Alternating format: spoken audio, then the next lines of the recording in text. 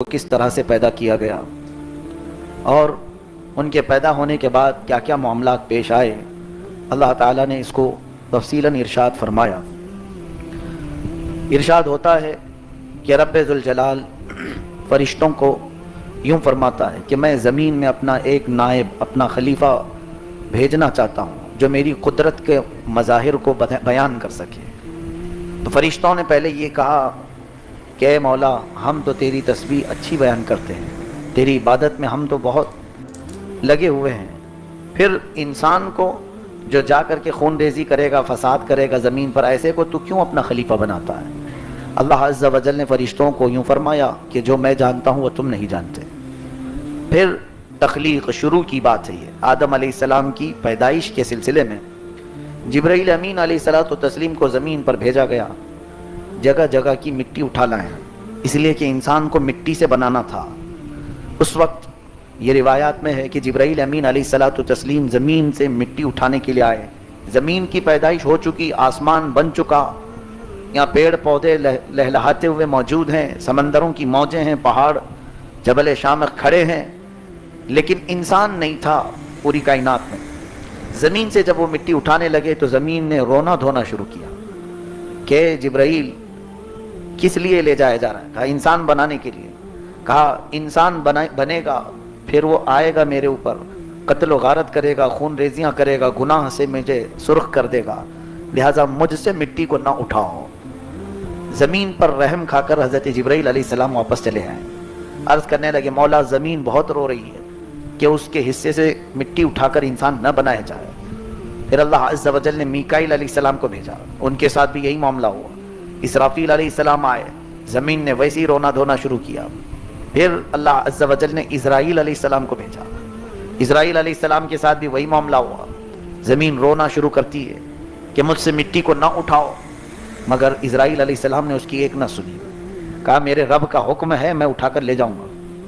جگہ جگہ سے انہوں نے مٹی کو جمع کیا، زمین کے مختلف حصوں سے مٹی اٹھائی اور بارگاہ رب العزت میں لے کر پہنچ گئے۔ سب کے ساتھ وہی معاملہ ہوا، زمین روتی رہی۔ ان فرشتوں نے حکم عدولی نہیں کی، خلاف ورزی نہیں کی تھی، بلکہ انہوں نے زمین پر رحم کیا تھا۔ اور وہ چونکہ فرشتے، ان کا بھی یہ خیال تھا کہ انسان قتل و غارت کرے گا، رب کی نافرمانی کرے گا، زمین صحیح کہتی ہے، رب کی نافرمانی نہیں ہونی چاہیے۔ اسرائیل علیہ السلام نے جو اٹھایا وہ یہ کہ مولا بہتر جانتا ہے کہ جب پیدا ہوگا تو اس میں کون نافرمانی کرے گا اور کون فرما بردار ہوگا، یہ اللہ کی حکمتوں سے ہے۔ تو جب وہ مٹی اٹھا کر لے گئے تو اس میں جنتی پانی بھی ملایا گیا، کئی قسم کے پانی۔ حدیث پاک میں اس کی بہت ساری تفصیلات موجود ہیں۔ اس کے بعد پھر گوندھا گیا، مٹی کو گوندھ کر کے پھر سکھایا گیا، اس کو آگ کی گرمی دی گئی، پھر اس کو ہوا دی گئی۔ چار چیزیں انسان کے پتلے کو بنانے میں لگیں، مٹی، پانی، آگ اور ہوا۔ یہ چار عناصر ہیں اس کے، یعنی یہ چار پوائنٹ ہیں، اسی سے بنائے اس کے کنٹینٹس انسان کے جسم کے بننے کے۔ اور اسی وجہ سے بزرگوں نے فرمایا انسان کے اندر یہ چاروں کی فطرتیں موجود ہیں، چاروں کی۔ آگ جیسا گرم بھی ہوتا ہے، ہوا جیسا اڑتا بھی ہے، اور پانی جیسا بہتا بھی ہے، اور مٹی جیسا کبھی نرم بھی ہوتا ہے۔ یہ چاروں صفات انسان کے اندر ہے، ان چاروں اشیاء کی خاصیتیں انسان میں دی گئی۔ گوندھا گیا، سکھایا گیا، آگ پہ تپایا گیا، پھر یہ بھی روایت میں ہے کہ سدرۃ المنتہا سے 40 دن اس پر بارش برسائی گئی، برسایا گیا پانی۔ قرآن میں اللہ فرماتا ہے وَلَقَدْ خَلَقْنَا الْإِنسَانَ مِنْ صَلْصَالٍ، صلصال کہتے ہیں بجتی ہوئی مٹی، جیسے مٹکا ٹھوکو تو ٹک ٹک کی آواز آتی ہے۔ تو انسان کو جب گوندھ کر کے تیار کیا گیا تو بجتی ہوئی مٹی تھی، اور اس پر جو پانی برسایا گیا اس کو پکا کرنے کے لیے، لیکن وہ پانی عام پانی نہیں، فرمایا گیا اس میں 39 دن غم کی بارش کرائی گئی، 1 دن خوشی کی بارش کرائی گئی انسان کے جسم پر۔ یعنی یہ پہلا فارمولا ریڈی ہو رہا ہے، ابھی سب سے پہلا انسان تیار ہو رہا ہے، اس میں ساری چیزیں ہو گئی۔ 39 دن غم کی بارش اور 1 دن خوشی کی بارش اس پتلے پر برسی، جس کی وجہ سے انسان کی زندگی میں غم زیادہ اور خوشیاں کم ہوتی۔ ہمیں سال بھر روز عید کا دن نہیں آتا ہے، عید کا دن ایک ہی بار آتا ہے، سال میں ایک رکھا گیا ہے، 365 دن ہے۔ اسی طرح دنوں کی تعداد کے اعتبار سے ہمارے تیوہار ہوں، خوشیاں ہوں، مختصر ہوتی ہیں۔ باقی سب انسان کے روزمرہ کے کام ہی ہیں جس میں پریشان رہتا ہی ہے، کبھی گھر کے معاملات کو لے کر، کبھی بزنس کے معاملات کو لے کر، کبھی جائیداد کو لے کر، کبھی اولاد کو لے کر، کبھی بیوی کو لے کر روتا ہی رہتا ہے، اسے غم ہے انسان کو۔ خیر، جب یہ پتلا تیار ہوا، پورا ریڈی ہوا، تو اب اس کے آگے کے معاملات سورہ اعراف میں رب تعالیٰ فرماتا ہے، اللہ تعالیٰ نے روح اس بدن میں ڈالی۔ روح کیا چیز ہے؟ روح کو اللہ تعالیٰ فرماتا ہے یہ رب کا نور ہے، اللہ کا نور ہے۔ ابھی مجھے آپ بتائیں، لائٹ چالو ہے اور یہاں سب اجالا ہے، یہ پورا ماحول روشن ہے، لائٹ تو آپ کو دکھ رہی ہے، لیکن یہ اجالا جو ہے اسے نہ ہم پکڑ سکتے ہیں، نہ ہم اس کو کوئی نام دے سکتے ہیں، یہ کیا چیز ہے؟ یہ اجالا صرف اتنا ہے کہ ہماری آنکھوں کو دیکھنے کے قابل بناتا ہے، باقی یہ اجالا جو ہے یہ نظر نہیں آتی چیز۔ روح کا معاملہ ایسے ہی ہے کہ وہ نور ہے، وہ جسم میں ہے لیکن نظر نہیں آتی۔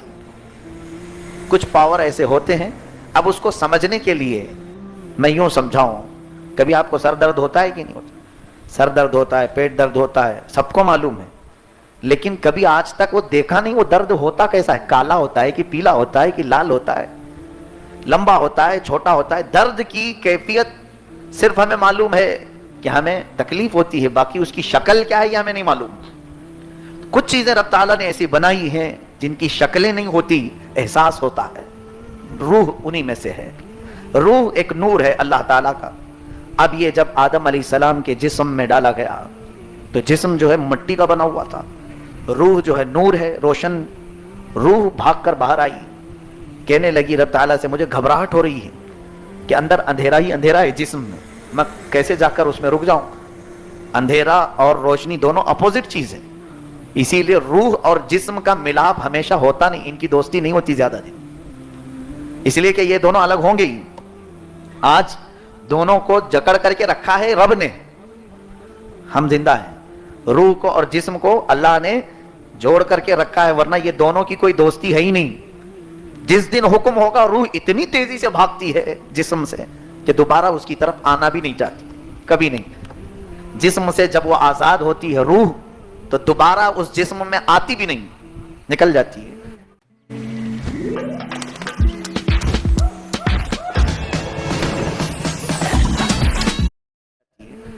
روح کا جسم سے تعلق نہیں۔ ہاں ایک مسئلہ ہو سکتا ہے، کیونکہ دوستی کے لیے سیم چیز ہونا ضروری ہے نا۔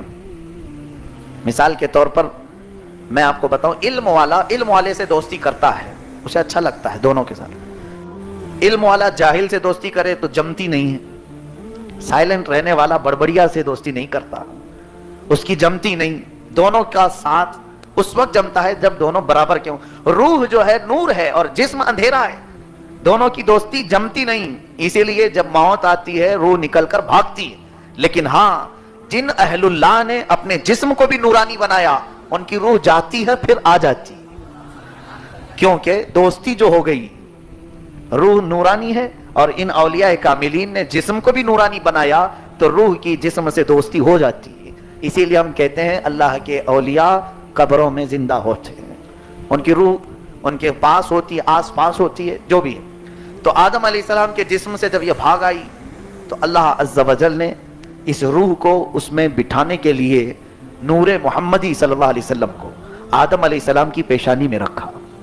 یہ پہلا ٹرانسفر ہے نور محمدی کا، میرے آقا صلی اللہ علیہ وسلم کا نور اللہ نے آدم علیہ السلام کی پیشانی میں رکھا۔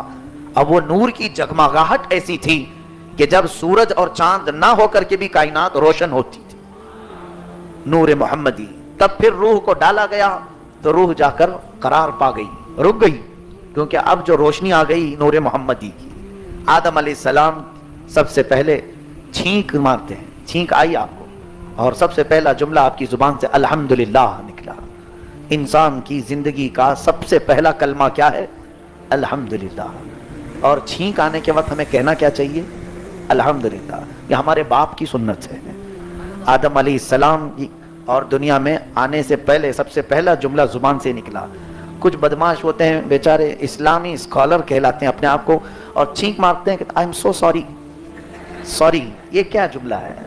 اسلامک اسکالر ان کو کہا گیا ہے, معاذ اللہ. الحمدللہ کا جملہ نہیں آتا, چھینک مار کر کے سو سوری کہتے. کس کو؟ کیا تمہاری غلاظت سامنے پر اڑی اس لیے؟ نہیں.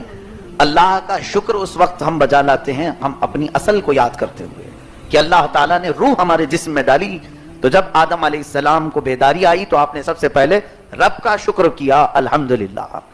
پھر اللہ تعالیٰ نے آدم علیہ السلام کو کھڑا فرمایا اور تمام کائنات کا انہیں مشاہدہ کروایا گیا. وَعَلَّمَ آدَمَ الْأَسْمَاءَ كُلَّهَا, تمام چیزوں کے نام انہیں سکھائے, سب چیزوں کے نام اللہ نے انہیں سکھائے. یہ پہلے پارے میں بھی موجود ہے, اٹھا کر تفسیر دیکھ لینا. ایک بہت اہم بات میں بتا رہا ہوں, تفسیر میں بتایا گیا کیا کیا سکھایا گیا تھا آدم علیہ السلام کو. تو وہ ابھی واقعہ آگے آ رہا ہے. فرشتوں کو بلایا رب تعالیٰ نے. پیدا ہونے کے بعد سارے فرشتے دیکھتے گھوم رہے تھے ادھر سے ادھر, ایک نیا مخلوق, اور ایسی مخلوق انہوں نے دیکھا نہیں تھا. دیکھنے کا یہ سلسلہ کئی سال تک چلتا رہا. فرشتے آدم علیہ السلام کی زیارت کرتے جا رہے تھے. اور ایک اسرائیلی روایت ہی ہے, اس میں ہے کہ پتلے کو دیکھ کر شیطان نے تھوک دیا آدم کہ یہ ہماری اہمیت سے زیادہ بڑھ کر کے انہیں بنایا جا رہا ہے. تو پیٹ کے پاس کا اتنا حصہ نکال دیا گیا جہاں ہماری ناف ہوتی ہے. یہ ناف جو ہے اتنی مٹی وہاں سے نکال دی گئی کہ ابلیس لعین اس طرف تھوکنے کی کوشش کیا. اور یہ بھی حدیث پاک میں اب بھی نمازوں میں جو شیطان وسوسے لاتا ہے وہ ہماری ناف کے راستے سے ہی اندر آتا ہے. اسی لیے نماز میں ہاتھ ناف پر باندھنے کا حکم ہے. بات سمجھ میں آئی؟ جب ہم اللہ اکبر کہہ کر تکبیر باندھتے ہیں تو ناف پر, بومبی جس کو کہتے ہیں, اس پر مضبوطی سے ہاتھ باندھتے ہیں تاکہ شیطان وہاں سے داخل ہونے نہ پائے. یہ تاریخ ہے, یہ روایات ہے. آدم علیہ السلام کو جب بیداری ہوئی, فرشتے جو پوچھ رہے تھے نا ایسے کو تو خلیفہ بنائے گا, زمین پر بھیجے گا, اللہ نے ان کو بلایا اور کچھ چیزیں ان کے سامنے پیش کیا. اے فرشتوں بتاؤ اسے کیا کہتے ہیں, اسے کیا کہتے ہیں. فرشتوں نے نئی نئی چیزیں دیکھی تھی, زمین کی چیزیں ہوں گی, کچھ بھی ہوں گی. فرشتے کہنے لگے قالوا لا علم لنا الا ما علمتنا انک انت العلیم الحکیم. اے مولا ہمیں تو اتنا ہی معلوم ہے جتنا تو نے سکھایا ہے, اور تو علم والا, حکمت والا, یہ سب چیزوں کے نام ہمیں نہیں معلوم. ثم عرضهم, پھر آدم علیہ السلام کے پاس پیش کیا گیا اور کہا گیا انبئونی باسماء هؤلاء ان کنتم, قالوا سبحانك لا علم لنا الا ما علمتنا انك انت العلیم الحکیم. قال یا آدم انبئهم باسمائهم, اے آدم اب تم بتاؤ ان چیزوں کے نام کیا. آدم علیہ السلام گنانا شروع کیا, اس کو فلاں کہتے ہیں, اس کو یہ کہتے ہیں, اس کو یہ کہتے ہیں, یہاں تک کہ انہوں نے کائنات کی موجود ساری چیزوں کو گنا دیا. وہ درخت ہوں, پتے ہوں, پھل ہوں, یا جانور ہوں, کیڑے مکوڑے ہوں, پرندے ہوں, سب کے نام انہوں نے گنائے. فرشتوں کو اس چیز کا علم نہیں دیا گیا تھا. حتیٰ کہ حدیث پاک میں آدم علیہ السلام کو 7 لاکھ زبانیں سکھائی گئی. 7 زبانیں نہیں آتی ہم کو, 7 لاکھ زبانوں کا علم دیا گیا. اور جب آدم علیہ السلام بولنے لگے فلاں فلاں فلاں فلاں, تو علم کا رعب ایسا چھایا کہ اللہ نے فرمایا اب کیا کہتے ہو فرشتوں. سب جھک گئے, کہا اسجدوا لآدم, اب آدم کو سجدہ کرو. تعظیم کا سجدہ تھا, عبادت کا نہیں. اب فرشتوں نے سجدہ کیا. کتنا لمبا تھا؟ حدیث پاک میں ہے وہ 500 سال کا ایک سجدہ تھا. اور پھر انہوں نے سر اٹھایا تو دیکھا ابلیس کھڑا ہے. ابلیس سجدہ نہیں کیا, وہی ذکر آج کے پارے میں ہے. وہ کہنے لگا خلقتنی من نار وخلقتہ من طین, مجھے تو نے آگ سے بنایا ہے اور اسے مٹی سے بنایا ہے. آگ مٹی کے سامنے کیسے جھکے؟ وہ نہیں جھکا. تو فرشتے جب سر اٹھا کر کے دیکھے ان کا استاد کھڑا ہے. ابلیس جو ہے فرشتوں کا معلم رہا ہے, استاد رہا ہے. فرمایا گیا کہ اس کے سجدے اگر زمین پر پھیلا دیے جائیں تو ایک رائی کا دانہ بھی باقی نہیں رہے گا. اتنے سجدے اس نے رب کے کیے.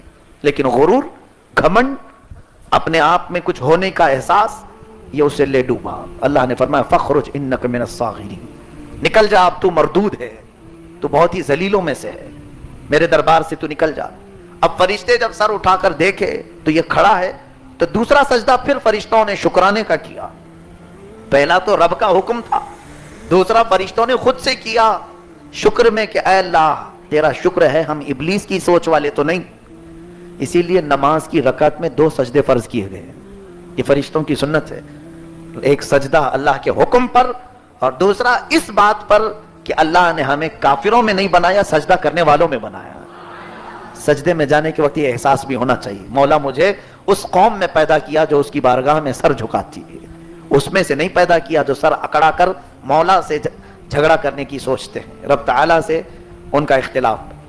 اللہ تعالیٰ نے آدم علیہ السلام کو پھر جنت میں رہنے کا حکم دیا, جاؤ جنت میں, اسکن, جنت میں رہو. جنت کی نعمتیں کیا کم ہیں, اللہ اکبر, ہر طرح کی نعمتیں جنت میں موجود ہیں. لیکن آدم علیہ السلام اکیلا پن محسوس کرتے تھے, بے قراری, بے چینی. اس کا مطلب یہ ہے کہ انسان کو جو پیدا کیا اللہ نے, اس کی فطرت میں ہے یہ اکیلا رہنا پسند نہیں کرتا. انس سے بنا ہے انسان. انس کہتے ہیں دوسرے کی طرف کھچاؤ, لگاؤ, جسم کے اندر ہمارے موجود ہے پہلے سے. اسی لیے انسان جنگلی نہیں ہوتا, اکیلا کوئی ہوتا ہو, لیکن عام طور پر انسان کی عادت, فطرت یہ ہے کہ وہ انسانوں سے قریب رہنا چاہتا ہے. انس ہے اس کے اندر. آدم علیہ السلام کی یہ بے چینی, بے قراری, جنت میں کون سی نعمت نہیں ہے, سب ہے, لیکن اپنے جیسا کوئی دوسرا بشر نہیں ہے, سب نعمتیں ہیں.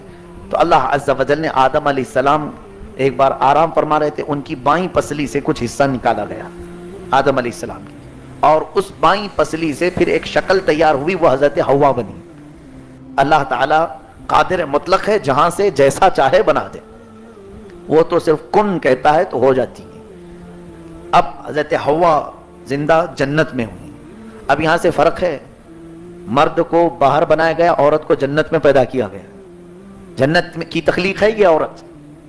کاش یہ اپنی اصلیت کو پہچان لیتی کہ جنت سے آئی ہے, اس کی اصل, اس کی پیدائش, برتھ پلیس جنت ہے, اور کام جہنمیوں کے کرنا پسند کرتی ہے, اور یہ اپنے اصلی جگہ جانا پسند نہیں کرتی. اس وجہ سے تو آج فحاشی اور بے حیائی عورتوں میں بڑھ گئی. کاش ہماری بہنوں کو یہ خیال آ جائے کہ ہماری ولادت, ہماری پیدائش ہی جنت میں ہوئی, تو اپنے اصلی مکان میں جانا چاہیے کہ نہیں جانا چاہیے. جنتیوں کے کام کرو. آدم علیہ السلام کی آنکھ کھلی تو دیکھا کہ ایک بشر ہے, کوئی انسان, اور وہ بھی عورت کی شکل میں. تو آپ کا دل اس عورت کی طرف کھینچتا ہوا چلا گیا. اس خاتون کو آپ قریب کرنا چاہتے تھے, وہ بی بی حوا ہیں. ان کو پکڑنے کے لیے گئے, رب کا حکم آیا, اے آدم ابھی حلال نہیں, تیرے لیے حلال نہیں, نکاح ہوگا اور مہر دو, پھر تمہارے لیے اس کو چھونا حلال ہے.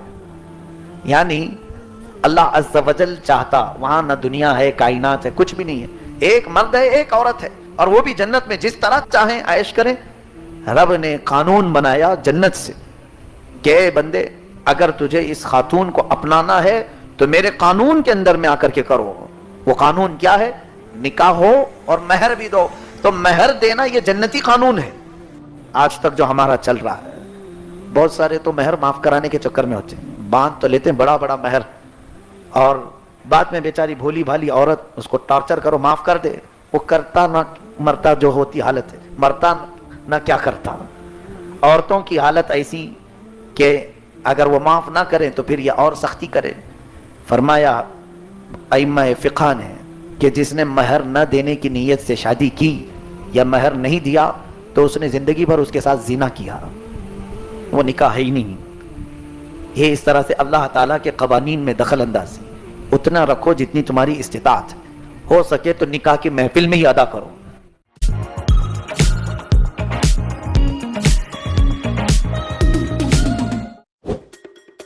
ورک لائف بیلنس ہونا ہو, فون میں بیلنس ہونا چاہیے. اب آدم علیہ السلام کس چیز کے مالک تھے؟ جنت میں آپ کو حکم ہوا کہ مہر دو حوا کا. حضرت آدم علیہ السلام نے پوچھا, مولا اس کو میں کیا مہر میں دوں, کیا دوں؟ اللہ تعالیٰ نے فرمایا, یہ حضرت شیخ عبدالحق محدث دہلوی رحمۃ اللہ علیہ کتاب اپنی مدارج النبوہ اور تفسیر ساوی حاشیہ جلالین, ان تمام جگہ پر یہ حدیثیں موجود ہیں. فرمایا اللہ عز و جل, اے آدم تیری اولاد میں اخیر زمانے میں میرا ایک محبوب نبی پیدا ہوگا جس کا نام آسمان میں احمد ہوگا, زمین میں محمد ہوگا. کہا پھر کیا ہو؟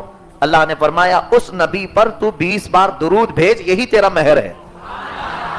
درود اس وقت حکم ہوا 20 مرتبہ, یہ موجود ہے احادیث کریمہ میں 20 مرتبہ، اور ایک حدیث میں ہے 13 مرتبہ، بہرحال جتنا بھی ہے، لیکن بی بی حوا کا مہر جو ٹھہرا وہ میرے مصطفیٰ کا درود ہے۔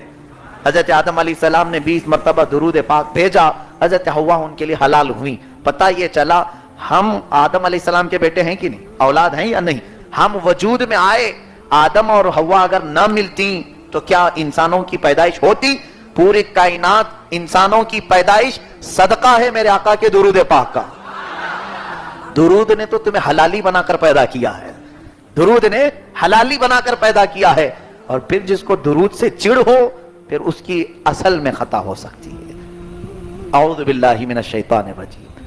حضرات محترم، حضرت آدم علیہ السلام بی بی حوا کا مہر جو عطا کیے ہیں، یہ آج نکاح کرنے والے نوجوانوں سے میں تنبیہ بھی کرتا ہوں، انہیں یہ ہدایت دیتا ہوں کہ تم اپنی دلہن کو لے آتے ہو، جو بھی مہر متعین ہوتا ہے 5,000 7,000 10,000 50,000، تو یہ دنیاوی رقم تو ہے ہی، یہ نکاح کی محفل میں دلہن کو دے دینا، یہ مہر تو واجب ہے شرعی، لیکن رات اپنے گھر جانے سے پہلے تم بھی 20 بار درود پڑھ لینا، تاکہ شرعی اعتبار سے جو مال کا مہر تم پر واجب ہوا یہ مہر بھی ادا ہو جائے، اور ہمارے باپ آدم علیہ السلام کی سنت والا مہر بھی ادا ہو جائے، اور وہ مہر جب ادا ہوگا تو انشاءاللہ دنیا بھی جنتی زندگی میں بدل جائے گی، انشاءاللہ دنیا میں رہ کر کے بھی جنتی زندگی بی بی حوا اور آدم کی زندگی انشاءاللہ رب چاہے تو عطا فرمائے گا۔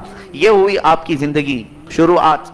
اب وہاں سے جو آگے کے معاملات ہیں، کل کی تفسیر میں بھی میں نے بتایا تھا، اللہ نے فرمایا تھا اسکن انت وزوجک الجنہ فکلا من حیث شئتما، یہاں تم اور تمہاری بیوی رہو، جو چاہو من میں آئے سب کھاؤ، ولا تقربا هذه الشجرہ، ایک درخت کے قریب مت جانا، یہاں مت جانا۔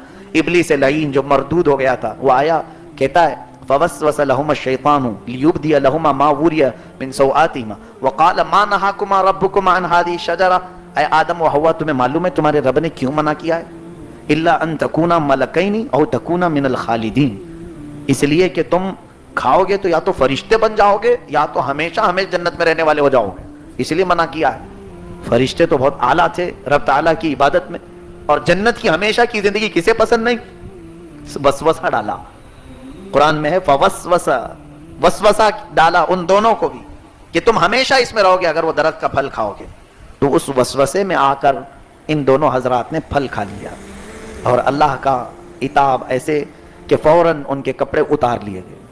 جنت میں کچھ اور بھی مخلوق تھی، جیسے حدیث میں ہے سانپ، مور، یہ جنتی جانوروں میں تھے، اور سانپ کے پیر تھے، اور سانپ بڑا خوبصورت تھا، سارے اسے دیکھا کرتے تھے۔